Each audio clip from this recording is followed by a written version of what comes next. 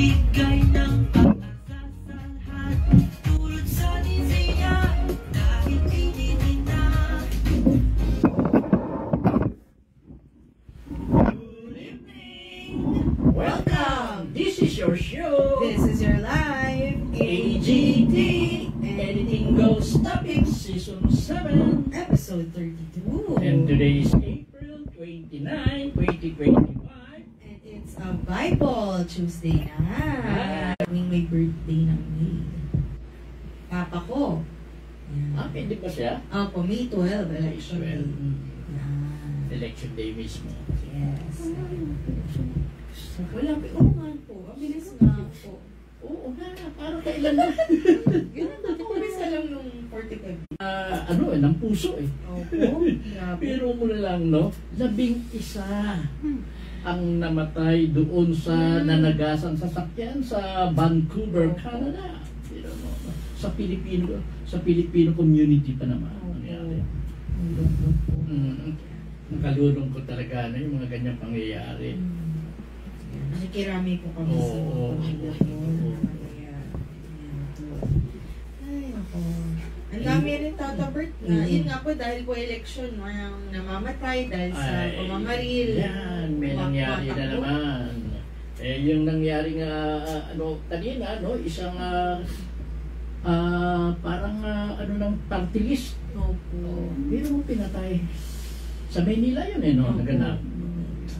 Kita mo naman, itong nalalapit na election talaga, dumadami na yung mga ganyang pangyayari. Election violence o election na connected na mga pangyayaring hindi maganda. Kahit may gun ban, no? Tatabert. Yun na nga eh. Yun na eh. Parang ano naman. Parang hindi na sinasanto yung batas natin eh. Mga ganyan. Correct. Ayan po.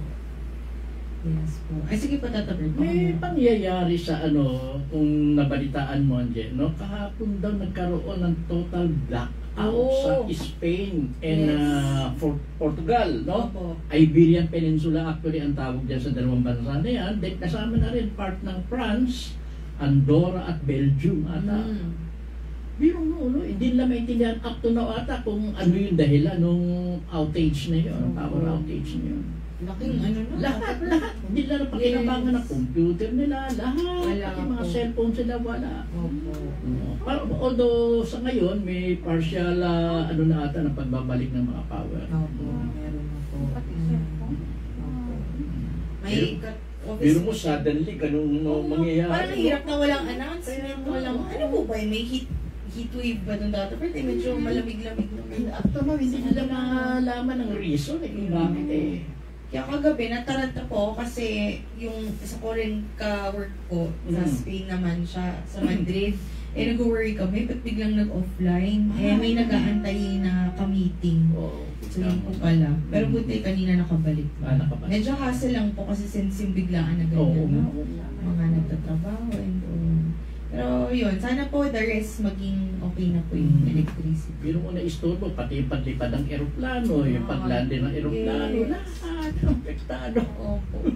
Grabe. Major blackout talaga nga. Grabe. Yan.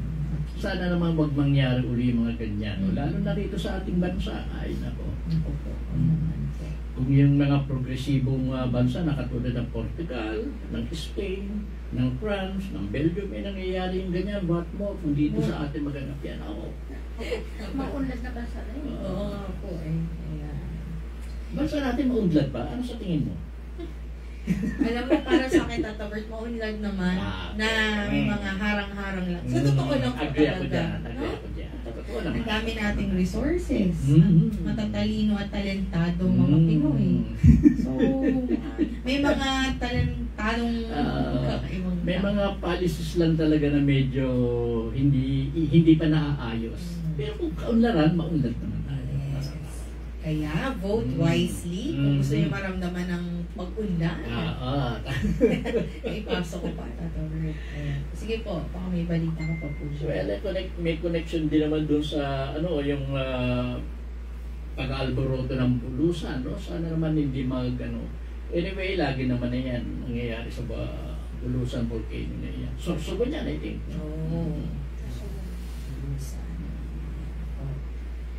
Sa ano po pala, may napalitaan ako sa mga magta-travel po yung passport, pahintulutan ng inang huwag hawakan ng mga airport staff kasi may mga passport na Nakukunin. pagdating hindi po tatabert na may mga punit. Yun nga, oo. Ayaw po, napupunit. ayaw punit. Opo. Bakit kaya ano namang modus yung gano'n na yun? Kung po hindi laglag ba, napupunitin niyo yung passport. Kaya yung iingatan, pag-iingatan. Opo, doble ingat. Hirap naman Yun po. nga. Ang isa pa, yung mga mahilig magbe-beach dyan. Alam po naman natin ang dike, ha?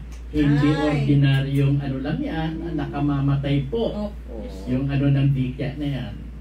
Yung jellyfish, di ba Opo, jellyfish yan sa jellyfish. iyo?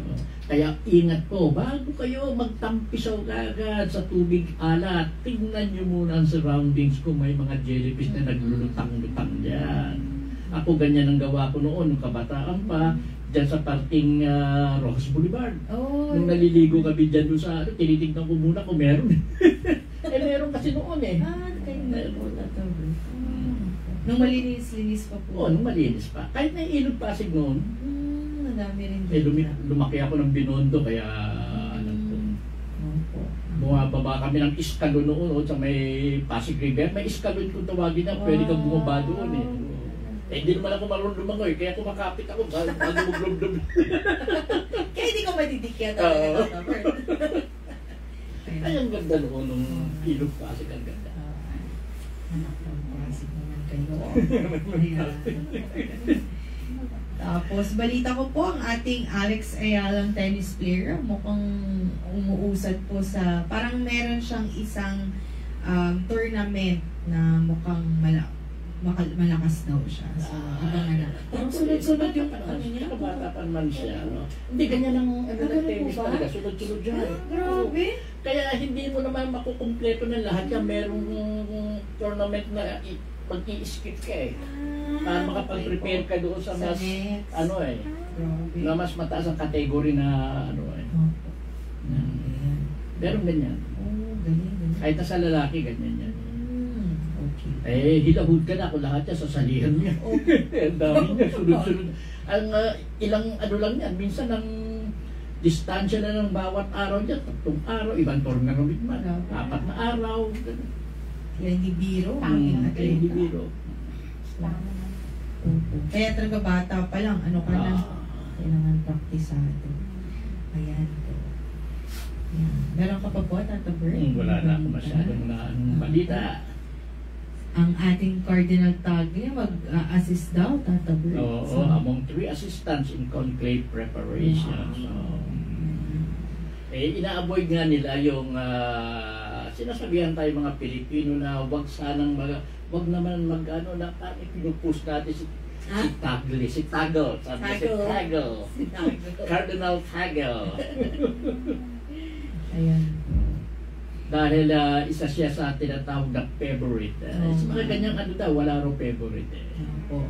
Wala raw mga favoritism o kung sino man yung malakas o ano, wala. Tama. Dahil yung itong kamamatay natin na Papa na ito, si Pope Francis, kumbaga sa ano parang, ano ba tawag? Wild card, Tata Bert? Long shot long na, shot? long shot na ano siya, bago uling napili. Oo. Pero, talaga pag net kang maging papa. Totoo. Tsaka, nakakatuwa lang Tata Bert, no? Parang yung funeral po ni Pope Francis. Napaka-simple niya yung ni-request niyang casket, kung saan siya ililibing. Hindi siya nagpaka-VIP. Yung mga Ito po request yung niya. nakita ko na pinos na ganyan, parang nakahiga lang siya, ganun ba yun? Tapos nakaangat yung dito niya. Nung nagkakaroon ng anong tinutuan yung viewing. Oo, nakalabas talaga yung katawan niyang ganyan. Akala mo nga hindi patay. Patay, parang nakatulog.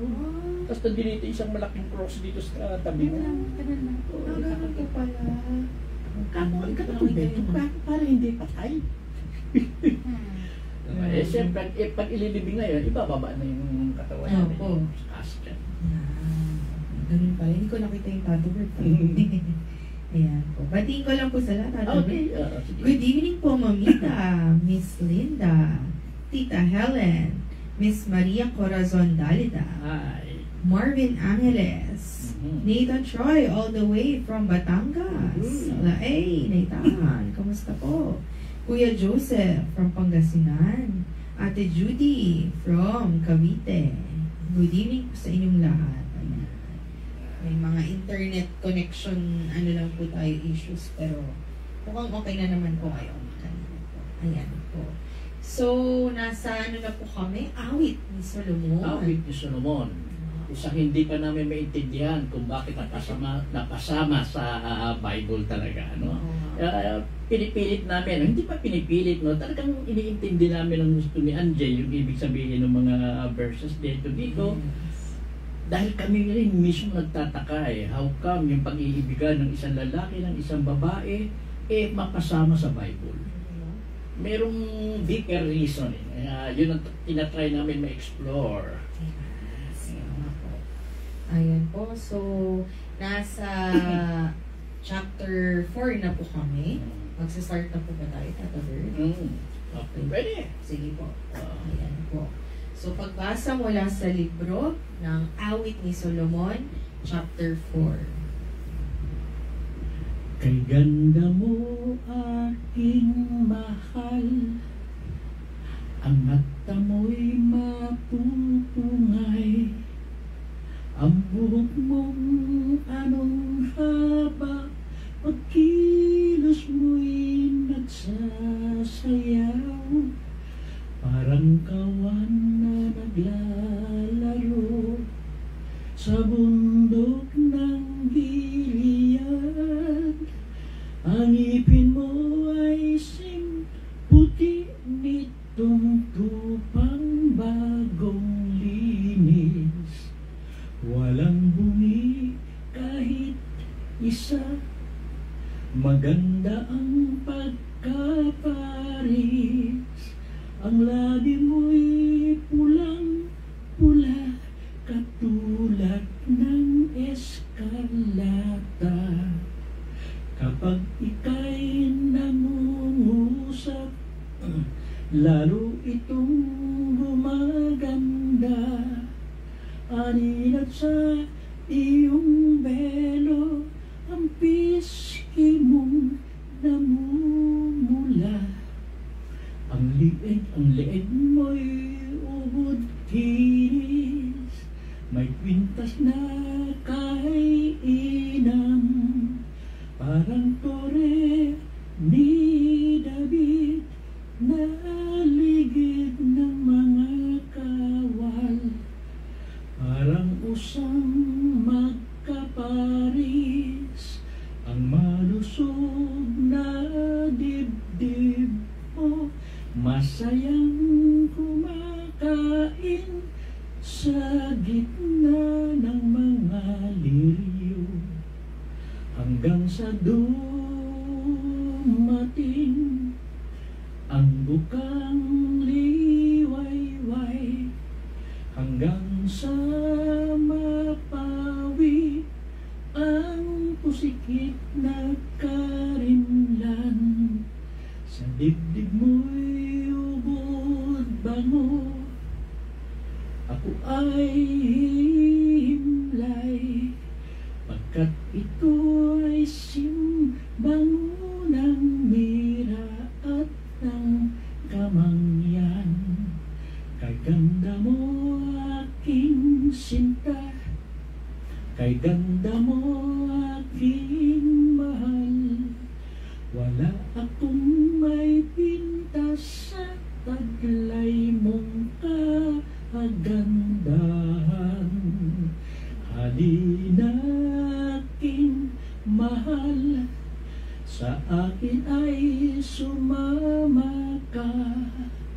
Lisanin na natin ang Lebanon at ang bundok ng Amana.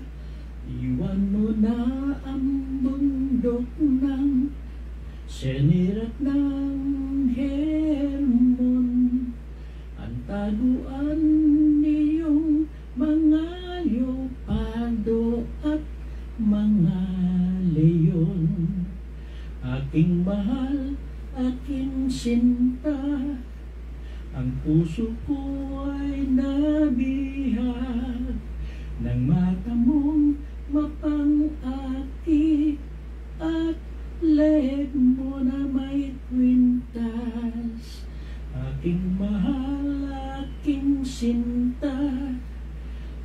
tamis ng iyong pag-ibig. Alak man na ubod, tamis sa iyo ay di may paparis. Halimuyak ng bango mo ay walang makakatalo. Ang labi mo aking hirang, sintamis ng mga pulot. Ang dila mo'y waring gatas, ligaya ang siyang dulot. Ang bango ng Libanon ay tila nasa iyong suot. Katulad ng isang hardin, itong aking minamahal, na may bakod sa palibot at sarili ang bukal. Halaman ay magaganda, waring hardin ng Granada. Namumukod na tatangi ang kanyang mga bunga.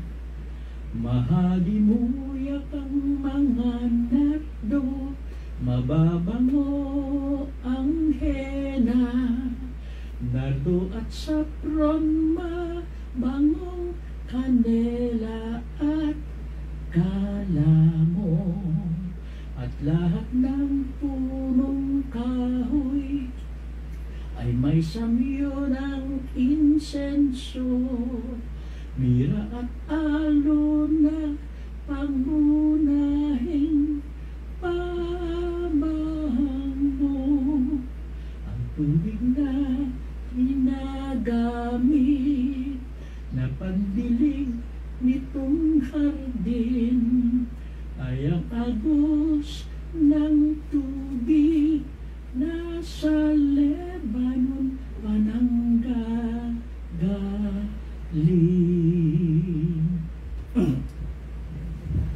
Tignan natin, balikan natin kung ano pang ano nito. Sa simula tatapos. Sa simula, tingnan natin. Okay, ganda ng ating mahal, ang mata mo'y mapupungay. Ang buhok mong anong haba pagkilos mo'y nagsasayaw. Parang tawa na naglalaro sa bundok ng Gilead.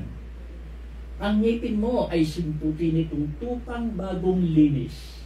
Walang bungi kahit isa, maganda ang pagkaparis. Ang labi mo ay pulang-pula katulad ng escarlata. Escarlata is scarlet. Kaya red, di ba? Kapag ito'y namungusap, lalo itong gumaganda. Aninag sa iyong belo ang pisngi mong namumula. So may belo. So ibig sabihin veil. Kasalan ito pagka ganyan. Di ba yan? Yes, okay. Pag may belo, ganun eh. Ang leg mo'y ubod kinis. May kwintas na kay inang. Parang tori ni David na ligid ng mga kawal. Parang usang magkaparis ang malusog na dibdib mo. Wow! Masayang kumakain sa gitna ng mga liryo. Liryo is lily. Hanggang sa dumating ang bukang liwayway, hanggang sa mapawi ang pusikit na karimlan. Pusikit mo. Sa dibdib mong ubod bango ako ay hihimlay, pagkat ito ay simbango ng mira at ng kamanyang. Kay ganda mo aking sinta, kay ganda mo aking mahal, wala akong maipinta sa taglay mong kagandahan. Halika na aking mahal, sa akin ay sumama ka. Lisanin na natin ang Lebanon at ang bundok ng Amana. Iwan mo na ang bundok ng Senir at ng Hermon, ang tabuan niyong mga leopardo at mga leong. Aking mahal, aking sinta, ang puso ko ay nabihag ng mata mong mapangakit at leeg mo na may kwintas. Aking mahal, aking sinta, kay tamis ng iyong pag-ibig, alak man na ubod tamis, sa iyo'y di maipaparis. Halimuyak ng bango mo ay walang makakatalo. Ang labi mo, ang aking hirang, sintamis ng mga pulot. Pulot is honey. Ang dila mo'y waring gatas, ligaya ang siyang dulot. Ang bango ng Lebanon ay tila nasa iyong suot. Lebanon yung bansa yan, di ba? Opo. Katulad ng isang hardin, itong aking minamahal ay may bakod sa palibot at sarili ang bukal. Alaman ay magaganda waring hardin ng Granada. Namumukod na tatangi ang kanyang mga bunga. Mahalimuy ang mga nardo, mababango ang hena. Nardo at sapron, mabangong kanela at kalamo. Ang lahat ng punong kahoy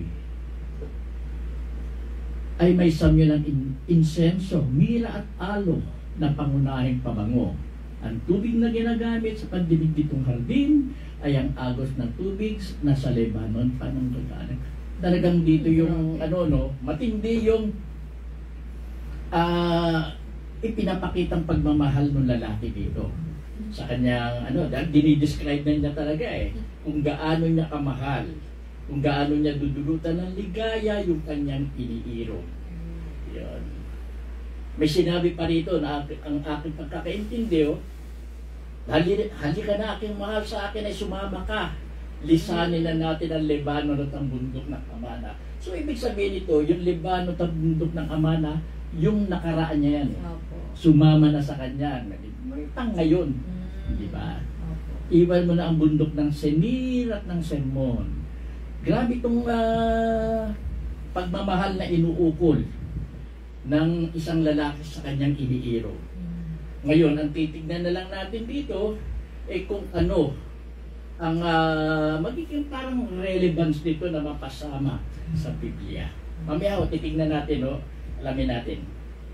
I think si Angie naman ngayon ang kakanta. Sorry, Tata Bert. Gayahin ko yung tono mo ngayon. Oo, sige lang. Tama naman yun. Yun yung nasa in ko yung nagaan. Sorry po Yan. Umihip ka hanging timog, sa hilaga ay gayon din, nang masamyo po ang bango, nabuhat sa aking hardin. Hayaan ang aking sintay magpunta sa hardin niya, upang pumitas at kumain ng mga bunga. Sorry po. Ayan. Okay. So, ito po ang salita ng Diyos. Salamat sa Diyos. So, napaka-detalyado po. Yung kanina Tataber, napaka-detalyado po nung pag-describe ng lalaki doon sa babae. Dito naman umihip at hanging timog sa hilaga ay gayon din, nang masamyo ko ang bango na buhat sa aking hardin. Kaya ang aking sintay magpunta sa hardin niya upang pumitas at kumain ng mga bunga. Talagang iba pa rin yung pati yung babae. Yeah. Yung kanyang iniirog, iba rin yung kanyang pag-ibig na inuukol. Na talaga rin naman. Opo. Okay, sa susunod tayo. Sige po. Chapter 5. Ayan po. Ano naman pala? Opo. Ganyan. Nasa hardin ako ngayon, aking mahal, aking sinta, at ako ay nangunguha ng balsamo at ng mira. Nilalasap ko ang tamis nitong pulot ng pukyutan. Iniinom ko ang gatas at alak na malinamnam. Ganun pa rin. Tugtog pa rin sa kanyang pagsinta. Parang, kumbaga, may sineselebrate sila, Tato. Yun nga. Kasama na sila.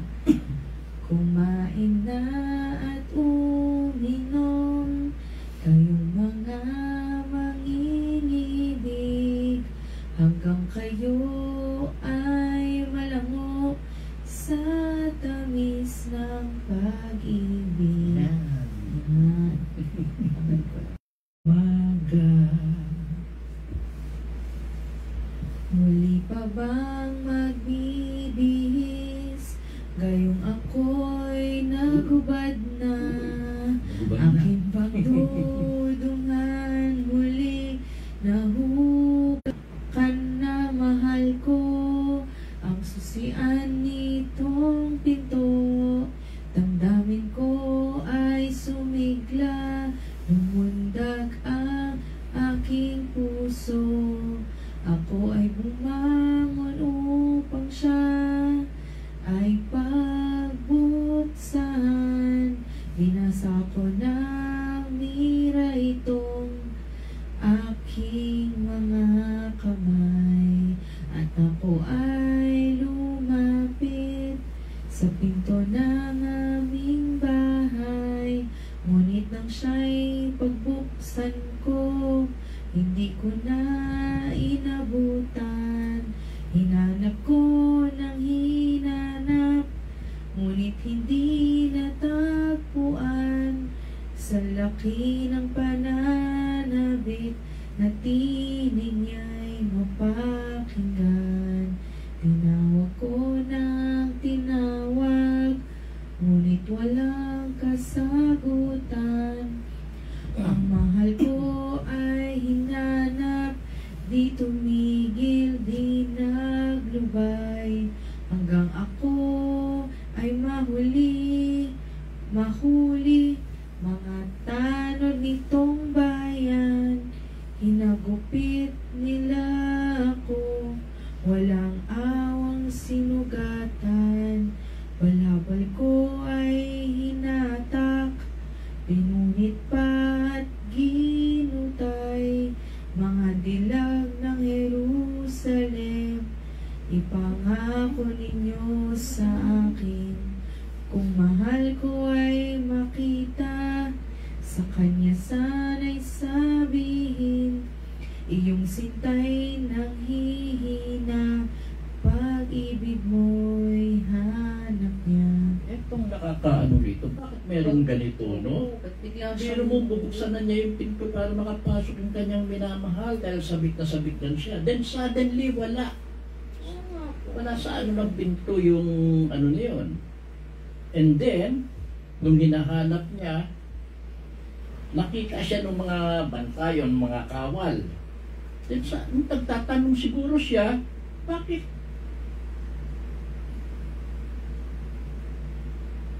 Bakit hinuli siya ng mga tanod nitong bayan? Hinagupit nila ako, walang awang sinugatan. Balabal ko ay hinatak, pinunit pa at ginutay.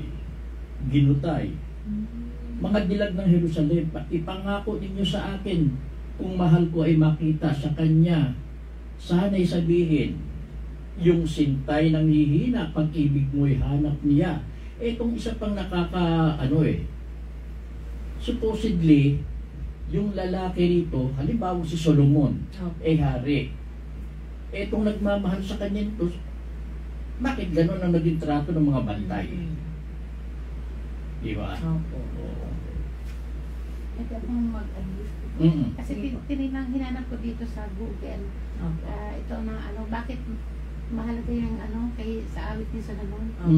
Bilang bahagi ng salita ng Diyos, may dalawang dahilan kung bakit napakahalaga na mensahe ng awit ni Solomon.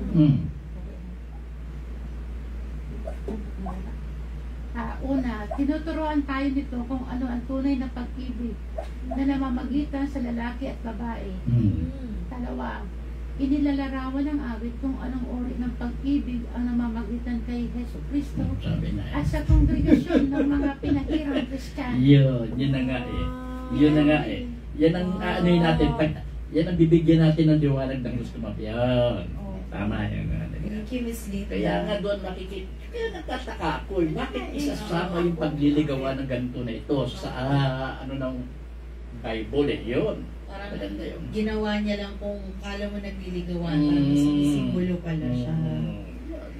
Kaya sinabi na doon, Opo. Pero bakit kay Jesus? At mga Christian. panahon ni Yun nga po ano, Solomon po. pero, so, pwede natin sabihin hindi si Jesus, pwede natin sabihin si Yahweh o Yahweh. Diyos. Opo. Katulad ng unang pinag-usapan Yes, natin, di ba? the word. Yeah, medyo nagkakaroon ng magandang linaw po ito. Nagtataka kasi kami ni Anje kung bakit itong pagliligawan ng dalawa. Nung una nga, hindi ko pa nga alam na si Solomon mismo, although si Solomon ang author ng mga kanta, hindi natin masabi na siya rin mismo yung nandoon na binabanggit na mangingibig o yung lalaki. No? Medyo nagkakaroon na ng linaw. Yeah. Ituloy lang po natin, tuloy lang. Opo. Ayan. O babaeng napakaganda, bakit di mo ilarawan? Hinahanap mo Mga babae to, so ibig sabihin hindi yun talaga Ay, yung dati oo, babae, pala. mga babae. Ayan, sorry po. Thank you, Tata Bert. Mga babae po pala. At dahil binanggit niya, inano niya yung Mga mga dilag. babae ng Jerusalem eh, Opo, di ba? mga Yun, dilag. yeah. So, ito na po yung mga dilag, Mm. kumakanta po. O babaeng napakaganda, bakit di mo ilarawan? Hinahanap mong lalaki, nasabi mo'y iyong mahal. Sa amin ay sabihin mo, kaiba niyang katangian, na dahilan ng bilin mo't mahigpit na panambitan. Okay. Tapos ito naman po. Ito na yung babae talaga. Sumagot po. Ang iro ko ay makisig, matipuno ang katawan. Sa sanlibo ay siya lang ang may gayong katangian. Alon-alon ang buhok niya, mahaba at nangingintab. Mahal pa yun kaysa ginto, kulay uwak ang katulad. Mata niya'y mapupungay, parang ibon sa may batis. Kalapati ang katulad at gatas pa ang palinis. Ang kanyang mga pisngi, simbango ng isang hardin. Mga labi parang liryo na kasasabik na singsingin. Kamay niya ay maganda, o kay inam na pagmasdan. Suot niyang mga singsing, bato nito'y ubod mahal. Wari-garing ang katulad ng buo niyang katawan, naliligid ng pahiyas na safiro makikinang. Mga hita niya at binti, marmol ang kabagay. Ang mga patungan ay gintong dalisay, parang bundok ng Lebanon na makapigil hininga. Kung baga sa mga kahoy, mga sedarang kagaya. Mga labi ay maalab, matamis kung humalik. Buo niyang katauhan, sadyang kaakit-akit. Iyan ang ayos at larawan nitong aking iniibig.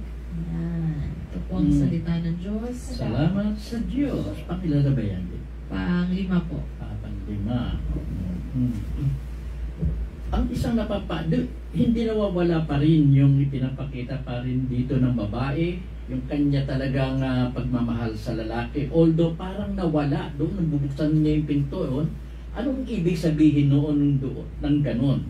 Then, yun nga, nakita pa siya ng mga gwardya. At parang pinagbuhatan pa siya ng kamay ng mga gwardya eh.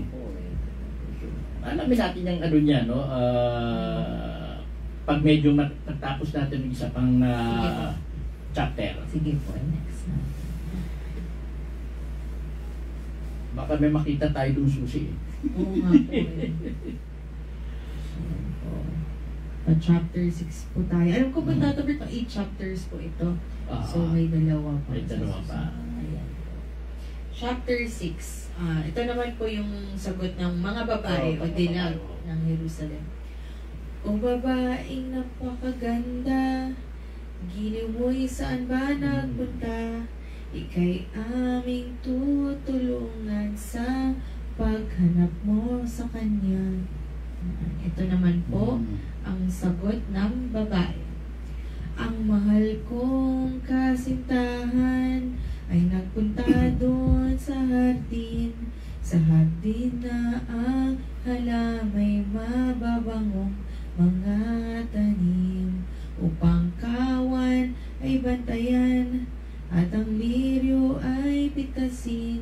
Ang hirap ko'y akin lamang at sa kanya naman ako. Sa kanya na nagpapastol ng kawan sa mga liryo. Ay, wala.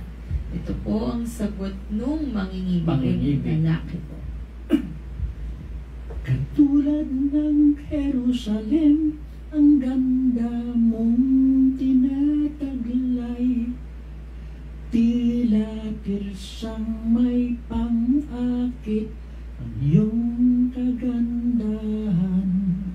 Sa akin huwag mong ititig, ang mata mong mapupungay, pagkat ako'y nabibihag, hindi ako mapalagay.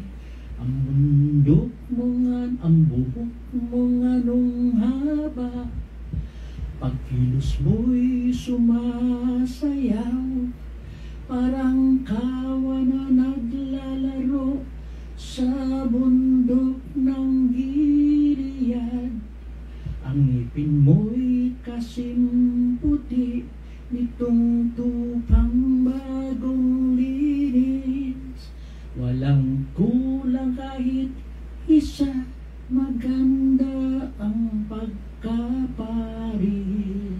Ang ganda mo'y di magawang maitago ng lubusan, nasisinag sa belo mong kagandahang tinataglay. Ang reyna ko'y 80 ang kalaguyo, bukod do'y marami pang di mabilang na kasuyo. Ngunit ang tangi kong mahal ay iisa lamang, kalapati ang katulad ng taglay niyang kagandahan. Nag-iisa siyang anak ng ina niyang minamahal, kaya siya'y mahal nito nang higit sa kanino man. Tunay na siya ay mapalad, mga dalagay nagsasabi, mga reyna't kalaguyo sa kanya ay pumupuri. Sino itong sa tingin ko ay tila bukang liwayway, kasing ganda ng buwan, kasing ningning nitong araw. Ang hardin ng almendra ay akin ang pinuntahan, upang tingnan sa libis bagong sibol na halaman, pati ang mga ubas baka nais nang magbunga, at saka ang mga puno nitong kahoy na granada. Kay laki ng pananabik na ikaw ay makatali, katulad ko'y labanan ang siyang nais. Ngayon, malalamin natin na si Solomon yung lalaki. Bakit kamo? Eto, ang reyna ko'y 60, 80 ang kalaguyo, bukod do'y marami pang di mabilang na kasuyo. Si Solomon. Oo nga po pala siya. Tama. Oo, di ba? Pag ganyan ako, 60 yung reyna niya, 80 ang kalaguyo, bukod do'y marami pang di mabilang na kasuyo. So yung lalaki rito, si Solomon. Yan hindi na may wala nang pasubali si Solomon. Pero bakit nga yung pag-iibigan niya at nung lalaki, anak nung babae, ay napunta rito? Kinabahan ako, tatapert ka lang kung may lalaki din siya. At ang isa pa, no, bakit binibigyan niya, despite the fact na marami siyang reyna, marami pa siyang kalaguyo, marami pa siyang, bakit naiiba yung pagmamahal niyang iniukol dito sa babae? Diba? Iba eh. Yun. Yun nga, dito binanggit na rin eh. Binanggit na rin dito na iiba siya. Pati yung kaisa sa anak ng nanay niya, na mga binanggit na ganun. Pati nga yung mga reyna eh. Pati nga yung mga kalaguyo, nagsasabi na naiiba yung babae. Alam nila eh. Diba? Yung binabanggit eh. So, yun mo, pati reyna na yung ibang mga reyna. Supposedly dapat karibal. Pero hindi, bumibilib din doon sa babae na yun eh. Bumibilib din eh. Naiibang araw eh. Yun. Ang nag-iisa siyang anak ng ina niyang minamahal. Kaya siya ay mahal nitong nang higit sa kanino man. Yun ang ibig sabihin. At least nabigyan natin ng konting paliwanag dito. Tuloy. Ayan po. Ang mga babae naman po ito. Magsayaw ka,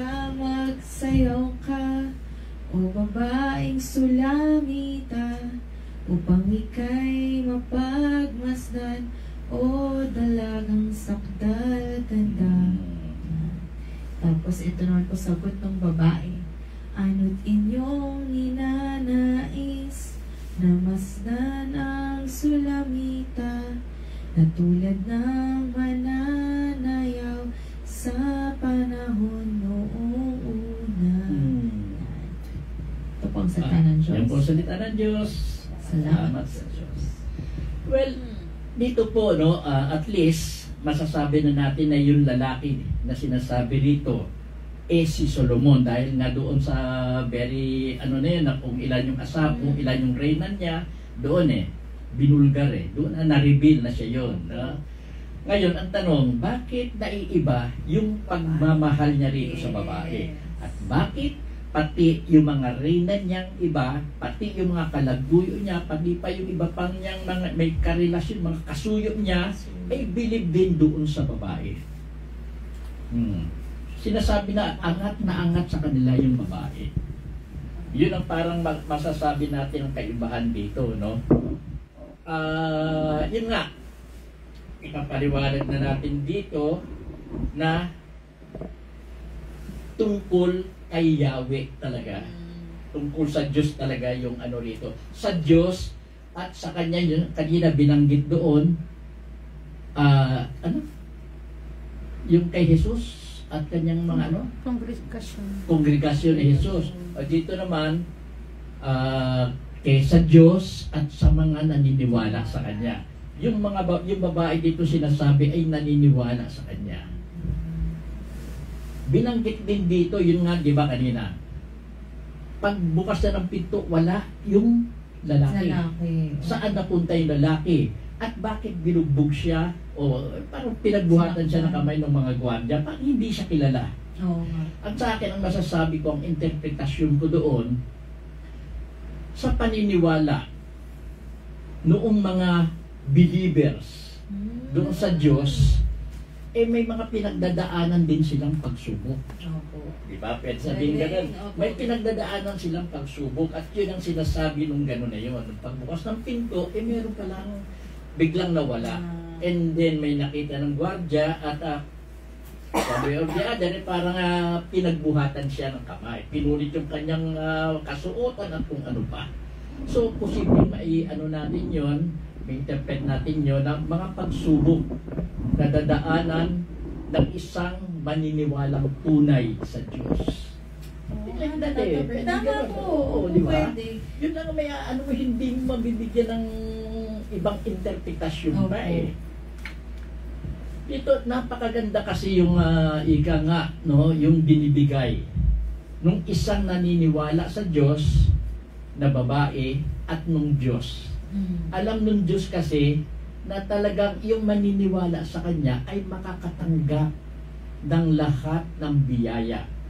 Lahat ng kasaganaan na binabanggit dito, lahat yun makukuha niya kung maniniwala siya sa Diyos. Kung gagawain niya yung mga bagay-bagay na gusto ng Diyos na gawain niya. Yun ang doon ng relasyon eh. Nakakatuwa tong ano nito. Oo nga, kasi kakaiba siyang interpretasyon ng pag-ibig. Yun nga eh. Tama nga po yun eh. Parang makikita mo overview, ano to, nag-iibigan lalaki at babae. Pero pag binasa mo siya at inintindi mo siya, tama rin yung sinabi mo, Tata Bert, na pag naniniwala.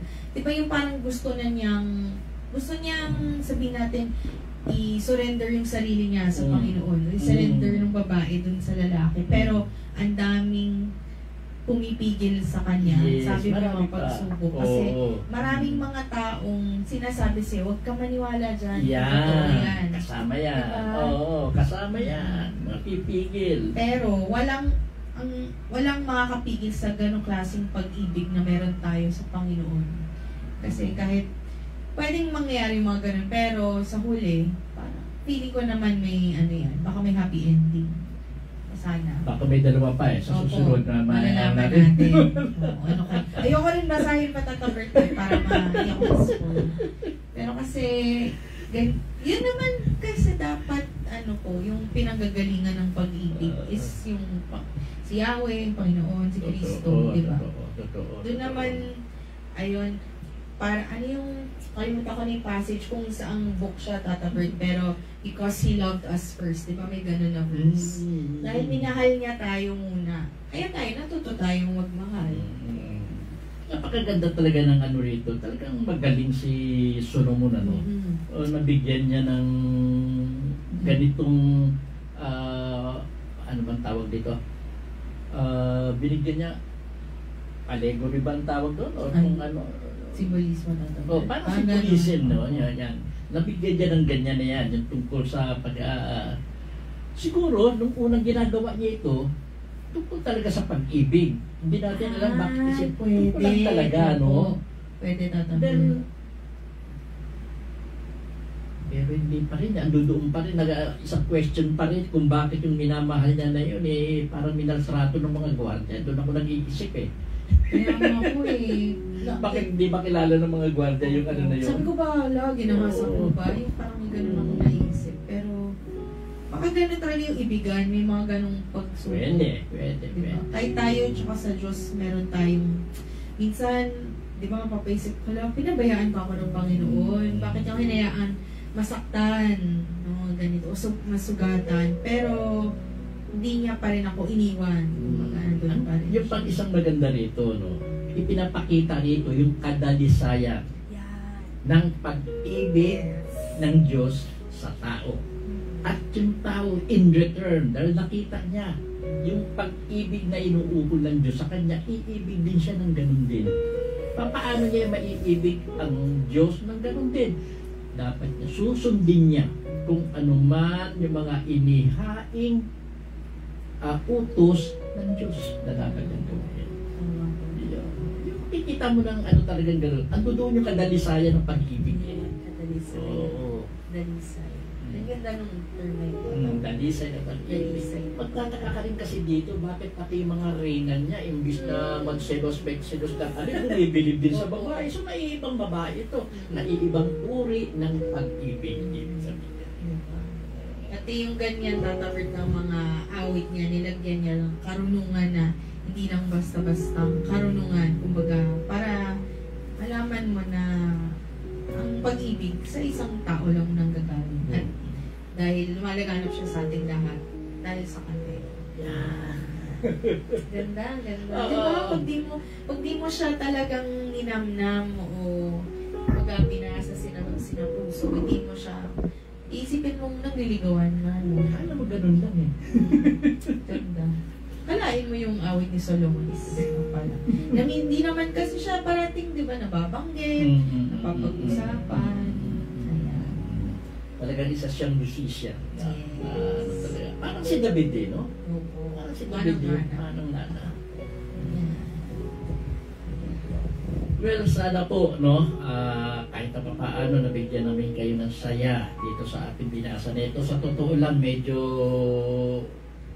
ikabigatan i-interpret yung ano nito. Mabuti na lang at kahit pa paano may mga clue na iniiwan na based on that, pwede naming bigyan ng aming interpretasyon yung ng kung paano namin ba i-interpret ang ibig sabihin ng mga verses nito. Sana po kayo minsan nakikijoin din sa amin, no? Magsuri din po kayo kung paano ang dapat na gusto niyong paliwanag sa binabasa po natin ito. Sana po nag-i-enjoy kayo, no? Pero kami hindi kasi nag-i-enjoy. Hinahamon yung aming paano namin bibigyan ng malalim na tugon o sagot yung mga verses na ito na nandito. Ay, yun. Sa akin pa, Tata Bert, grabe lang ang pagmamahal ng Diyos. Hindi mo siya... Hindi nga minsan, di ba, kahit sa tao, sa normal relationship, hindi mo, di ba, may paliwanag bakit mahal mo yung tao. Parang ganun din sa Diyos, parang napakalalim kasi ng pag-ibig na meron siya sa atin. Lalo na tayo, yung huling nga, yung ginawa niya, yung sakripisyo, di ba? Yung hinayaan niya lang kung anong ginawa sa kanya ng mga tao para sa atin, di ba? Wala nang tatalo sa ganung pag-ibig. So, yun lang. Sana tulad po ng awit ni Solomon na hindi siya parati napapag-usapan, parang yung pag-ibig ng Diyos, sana lalo nating pag-usapan yung pag-ibig ng Diyos sa atin kasi wala nang makakatalo po sa pagmamahal niya sa atin. Ayun lang naman sa Well, bukas nga po pala, no? 134th lecture bago po magkamutan. At para doon sa mga gustong sumama po sa amin at 8 o'clock sa Robina na pinapangunahan po ni Tita Hermie Rodriguez. 8 o'clock po kasi yun, may kaagahan, pero ika nga maganda rin yung minsan makasama namin kayo. Live naman po yun. So kung hindi man kayo makapunta ng gano'ng kaaga, sumaybayan nyo na lang po yun. Live naman po yun. May tanong pa si Mamita. Oy, may tanong na si Mamita. Okay. Ayan. From Mamita, ano po ang Sulamita? Sulamita yung isang babae rin yan, dalaga. Yun po. Yun na Sulamita. Shulamite. Shulamite. Or Shulamite. Okay. Karelasyon po ba ni Solomon? Wala naman binanggit basta ang binanggit lang yan, isang dalaga yan. Oo. Yun po. Ayan. Thank you, Mamita. Na hindi Sulamita, but si Mamita. Ayan. Thank you po. Yes. Nahawa na po ako sa pagka-poetic ni Haring Solomon. Mamayang gabi po, may online prayer vigil po, 10 o'clock. So, sana sumama po kayo. Ayan. Pwede kayo online. So, sama-sama hanggang may oras po. Thank you po. Yun lang naman po sa Salamat po sa inyong panonood, sa inyong pakikinig, pagsubaybay. Yes. Abangan niyo po sa Friday. Nako, may pakulo kami ni Tata. God bless po.